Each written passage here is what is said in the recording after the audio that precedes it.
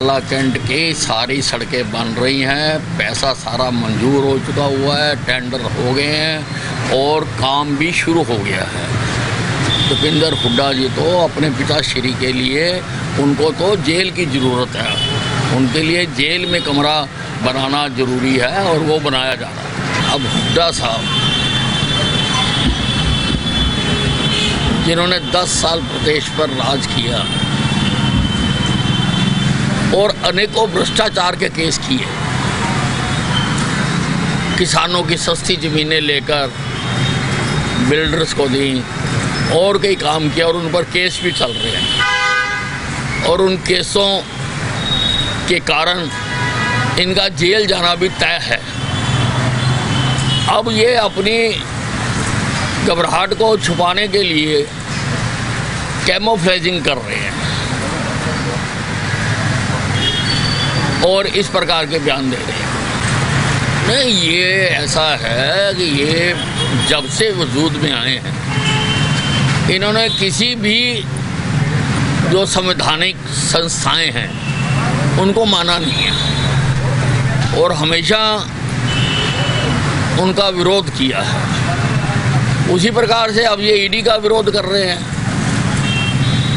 और मेरे हिसाब से वो डर गए हैं। अगर वो साफ पाक है तो उनको जाके जवाब देने चाहिए थे, लेकिन वो डर गए हैं, इसलिए इस प्रकार का तरीका अपना रहे हैं। कैंट की सारी सड़कें बन रही हैं, पैसा सारा मंजूर हो चुका हुआ है, टेंडर हो गए हैं और काम भी शुरू हो गया है। भूपेंद्र हुड्डा जी तो अपने पिताश्री के लिए उनको तो जेल की ज़रूरत है, उनके लिए जेल में कमरा बनाना ज़रूरी है और वो बनाया जा रहा है। अब हुड्डा साहब जिन्होंने 10 साल प्रदेश पर राज किया और अनेकों भ्रष्टाचार के केस किए,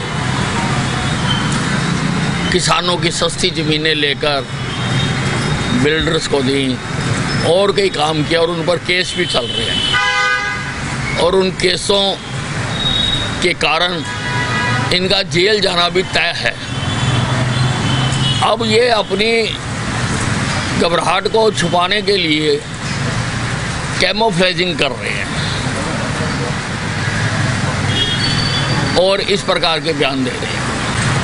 नहीं, ये ऐसा है कि ये जब से वजूद में आए हैं इन्होंने किसी भी जो संवैधानिक संस्थाएं हैं उनको माना नहीं है और हमेशा उनका विरोध किया है। उसी प्रकार से अब ये ईडी का विरोध कर रहे हैं और मेरे हिसाब से वो डर गए हैं। अगर वो साफ पाक है तो उनको जाके जवाब देने चाहिए थे, लेकिन वो डर गए हैं, इसलिए इस प्रकार का तरीका अपना रहे हैं।